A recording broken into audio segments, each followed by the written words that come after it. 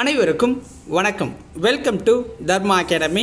இந்த வீடியோவில் நம்ம பார்க்க போகிறது மே மாதத்தில் 1ஆம் தேதிக்குண்டான கரண்ட் அஃபேர்ஸ் தான் பார்க்க போகிறோம். வாங்க வீடியோக்குள்ளே போகலாம். முதல் வினா, கோவிட்-19க்கு செலுத்தப்பட்ட எந்த தடுப்பூசியால் அரிதான பக்க விளைவுகள் ஏற்படும் என அறிவிக்கப்பட்டுள்ளது?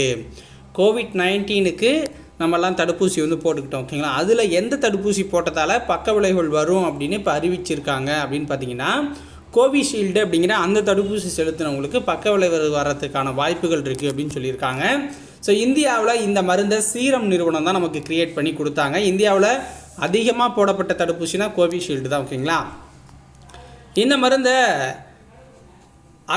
அஸ்ட்ராசெனகா நிறுவனமும் ஆக்ஸ்போர்ட் பல்கலைக்கழகமும் சேர்ந்து தான் உருவாக்கி அங்கே லண்டனில் விநியோகம், இங்கிலாந்தில், ஓகேங்களா? ஸோ அங்கே அந்த உயர்நீதிமன்றத்தில் ஒரு கேஸ் வருது. என்ன அப்படின்னா, இந்த மருந்து போட்டுக்கிட்டதால தான், இந்த ஊசி போட்டுக்கிட்டதால தான் எங்கள் ஆளுங்க இறந்தாங்க, இந்த உறவினர்கள் ஒரு 50 பேர் ஒரே டயத்தில் செத்துருக்காங்க, எல்லாம் சொந்தக்காரங்க, ஓகேங்களா? ஸோ அதனால் இதனால தான் இருக்கும் அப்படின்னு கேஸ் போட்டிருக்காங்க. அப்போ அந்த கம்பெனி என்ன சொல்லுது அப்படின்னா, ஆமாம், இந்த ஊசி போட்டுக்கிட்டதால ரத்த முறைதல் அப்படிங்கிற நோய் வரத்துக்கான வாய்ப்பு இருக்குது, வரும் அப்படின்னு சொல்லியிருக்காங்க. ஆனால் அதுக்கு இதுதான் காரணமாங்கிறது தெரியல. பட் இது போட்டால் வருது அப்படிங்கிறத அவங்க ஒத்துக்கிருக்காங்க முதல் முறையாக. ஸோ அதனால் இந்தியாவிலையும் இதை பற்றி பெரிய ரீச்சாக பேசிக்கிட்டு இருக்காங்க. நிறைய சோஷியல் மீடியாஸ்லையும் இதை பற்றி விவாதங்கள் போய்கிட்டு இருக்குங்களா? ஸோ மூளை பாதிப்பு வரலாம், பக்கவாதம் வரலாம், மாரடைப்பு, நுரையீரல், ரத்த முறைதெல்லாம் வரலாம் அப்படின்னு சொல்லியிருக்காங்க.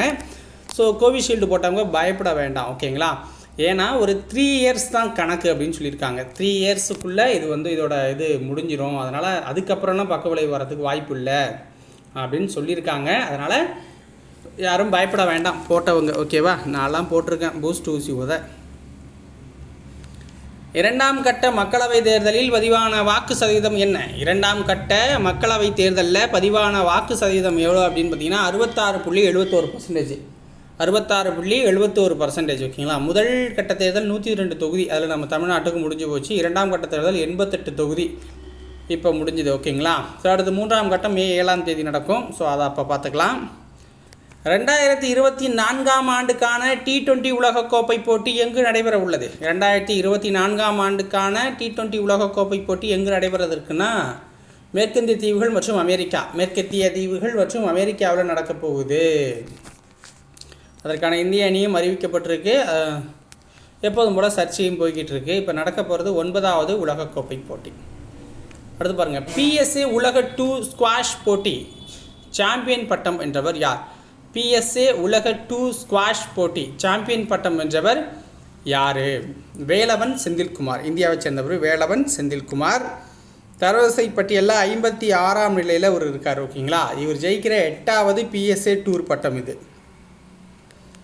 2024ஆம் ஆண்டிற்கான பசுமை நோபல் விருது யாருக்கு அறிவிக்கப்பட்டுள்ளது?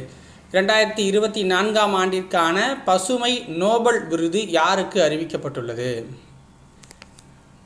Alok Shukla, Teresa Vicente, Marshall Holmes. So அப்படிங்கிற மொத்தம் 7 பேருக்கு கொடுத்துருக்காங்க. இந்த ஆப்ஷனில் 3 பேர் நம்ம கொடுத்துருக்கோம். ஸோ இதில் முக்கியமாக இவர் இந்தியாவை சேர்ந்தவர், அலோக் சுக்லா அப்படிங்கிறவர் இந்தியாவை சேர்ந்தவர். அதை நோட் பண்ணி வச்சுக்கோங்க மக்களே. ஸோ 2024ஆம் ஆண்டிற்கான பசுமை நோபல் விருது பெற்ற இந்தியர் யாருன்னா அலோக் சுக்லா அவர்கள்.